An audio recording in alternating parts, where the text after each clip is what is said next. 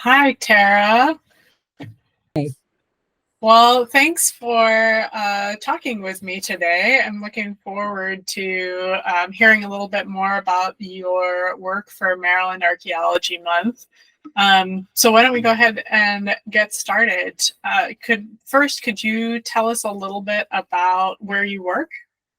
Sure. And thank you again, Catherine and Matt, for having me. So I work, I teach part-time at Montgomery College, but I work also for Sugarland Ethnohistory Project and Museum. And they are doing a lot to renovate their church that they, in their museum. And then they asked me to come out in 2020 and look at a piece of property where they think they had found one of the original landowners in Sugarland. They had found the house. So I said, sure, I'll come out. And when we walked out into the woods, they showed me the foundation and they said, what we would really like you to do is go ahead and test this and make sure it is the Dorsey's house and find any additional farm buildings. We want to turn this area into, I would call it a park, but some sort of, historic park that you could come out and see what did Sugarland Farm area look like. Great. Yeah, that sounds like some pretty interesting stuff. What is your favorite thing about your job? Oh boy. I feel like I just got the best job ever. You get to go out, you get to do archaeology, and I love the research. I like the whole bit. The fact that we do things running as with a scientific method, that you do a lot of different background research, and I'm doing a lot on populations who are not typically discussed, not only African American but women, and I've done a lot on women before. So it was really pleasing to me with the Sugarland community that in the archival record it says many of the Sugarland women owned the land, that the deeds were in their name, which I think is just phenomenal because in the 19th century and the 20th century, this was pretty tough for any woman any European American woman. So boy, what do I like about it? I like the public aspect. I like the fact that I can bring a handful of interns in to learn fieldwork and lab methods and different types of artifacts. One of my students is graduating this year, so she's going on to St. Mary's or one of the other schools that has accepted her. But last year she helped me do the faunal identification. So she took her down to Jefferson Patterson Park and Museum, and we used their comparative collection, and it was just really, really great. Other things that I really like about it, I sincerely enjoy working with Suzanne. Suzanne Johnson is is now the director for Sugarland Ethnohistory Project because her cousin Gwen passed away. But she's been super to work with. And I typically take my drafts and I'll pass them to her if she wants to review them to give me comments back, because this is a descendant-run museum, and I feel really that that's an important part of it. When the first year I came out, when I met her and her cousin Gwen in the church, they handed me their Sugarland book, their story.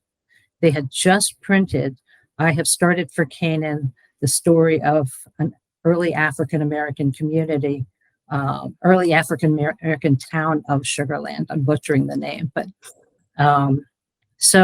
and I would proudly say we just got our Dorsey Site Archaeology Curriculum module and the book sent out to all the public schools in all the middle schools in Montgomery County Public Schools.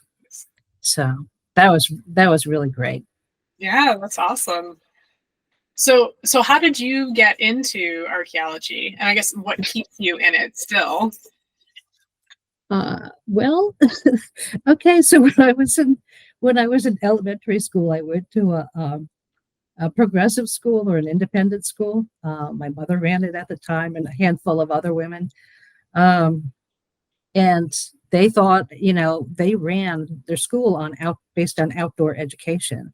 So, we built a longhouse, standard size longhouse, and a cabin the following year in fourth grade. And then in sixth grade, they took us out to test an area around a foundation.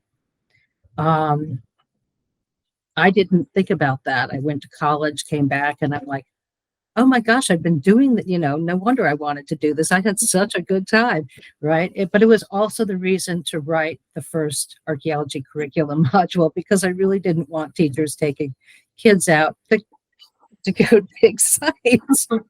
Yeah. But so in 96 and 97, I worked with a number of different archaeologists in the region, including Susan Langley at first, and then one of the other education archaeologists and a teacher from Green Acres to write the first module on a free African-American site in Annapolis. Wow. So that was a real education for me as to what do you find and what can you say, and what were the work hours that the women were putting in, because they were working and then coming home and doing washing clothing and sewing and stuff like that to make ends meet. Mm-hmm. Wow. Yeah, that's a good one. So tell us a little bit about your Maryland Archaeology Month topic specifically. Oh, sure. Okay, so I was thinking I would answer this question by telling you about the Dorseys, because I thought you could answer it a number of ways. It's certainly a really great public program, but I think the history is really important. So in 1828 and 1830, Nancy and Basil were born. I couldn't find much information, and nor could our historian on their lives until about the 1860s, when they had their six children. In 1874, Nancy purchases the farm in Sugar Land, and they move in onto the property and build their house, and brought another family, or actually two families with them, to help build the house. And then they all moved in while they found another house to build for one of the other families that had moved into the first house.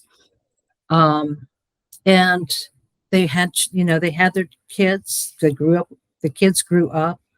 And then, they lived there until 1907, when Basil passed away. But during that time, they had, a full running farm. They had 5 kids. Their daughters, married people in the neighborhood. So their middle daughter married the Nathan Johnson, the postman. He was actually the second African-American postman in the county, but he was the postman for Sugar Land. Mm. And so one of the things that I really like about Sugar Land is that they have a church, a community center. They had a court system in the church, so if there were any disputes, they would be resolved. They had a grocery store, a post office, a school, community center, I think I mentioned, and a band. And so they had all these elements of a self-sustaining community, which I just think is super. And then on the property, we found things like pencils, thimbles, things like that that speak to the kids' role in going to school, and the women and their different roles to bring money into their household. And I'm trying to think what else I can tell you about that. I mentioned that Mary married Nathan Johnson, who was the town postman. The oldest daughter, Eliza, married Horace Jackson, who lived next door. So the women grew up, and then they moved next door to each other and had their kids. lots of cousins around. And when Nathan passed away, Mary moved out of the community, but Eliza stayed. And, she had 5 kids of her own. And so about when Basil passed away, 1907, Nancy, we believe that Nancy moved out. Her youngest daughter lived with her son in DC. And so we think that she moved in with with Maggie. And then finally, we did find her death certificate in Northwest Washington. So that seems pretty convincing. And then, but the 2 people we couldn't find that much information on were John and Elizabeth Dorsey. And I think it's just because they had common names. I mean, there's 8 million John Dorseys. So, but what else can I share with you? I mean, this is all really important work, I think, that you're doing, and it's the level of detail that you're able to identify and the connections you're able to make with the descendants is great. But I think one thing that would be good for our listeners to know is why is this work particularly important to talk about now, right? Especially the theme of Maryland Archaeology Month. Sure. Okay, so there were a number of reasons. I feel like I'm going to take a lot of your time, but I mentioned the community structures that were around in Sugar Land, and also with that, Gwen had always stressed to me that this was a fully self-sustaining community, and that one of the things that they did as Sugar Land residents or early Sugar Land residents is they sort of taught this way in Sugar Land that we're not going to dwell on the past. We're going to look forward. We want our children to, we want to instill a good perspective for our kids so that they move forward and think about what they're going to do in the world and not think about where they came from. Through archaeology, we're able to find a lot of artifacts that speak to the history. But even driving through Sugar Land today, you can see an occasional old house and an occasional barn or something. And so it's still there, even though around it are a lot of big horse farms and things like that, that speak more to modern architecture and such. I guess I feel very strongly that it's important to preserve places like this and things like this, because we need to teach the next generation about early African American communities. One, that they were in existence. They were in existence in the county in 1804. I mean, that's really young. In Frederick, they were there in 1803, I think. But this is important for kids to know. It's important too that they know that that people who were living in this community and many others built their own businesses. Even though the historic record says, well, they were a farmer or they were a laborer, they also had the guy was also a mechanic and he ran another business. These are not things that are in our history books. I asked my students in the college one time, well, what can we say about African Americans in the 19th century? And they said they were slaves. And I was like, that's awful, and they were people, and it's just amazing to me that you had people who were told they couldn't own property. And in 1814, they had their own farm. So I think that part is particularly important. And the other one, at least for places like Sugar Land and a lot of the other early African American communities today, is that it's descendant run. I really appreciate it. I learned a lot from Suzanne and from other women who I speak to. I remember last year when we were excavating, and I'm like, wait, it looks like an ice house. This is what it looks like. Everything in this feature says it's an ice house. But where on earth did they get ice? They had a little tiny dinky stream, and I'm thinking, well, over time it could have gotten smaller, Taurus, and maybe it was a bigger stream. But I was talking to Suzanne about it, and she said, "Oh, Tara, we went down to the Potomac. We got a truck to come down. We took huge slabs of ice back up to the community."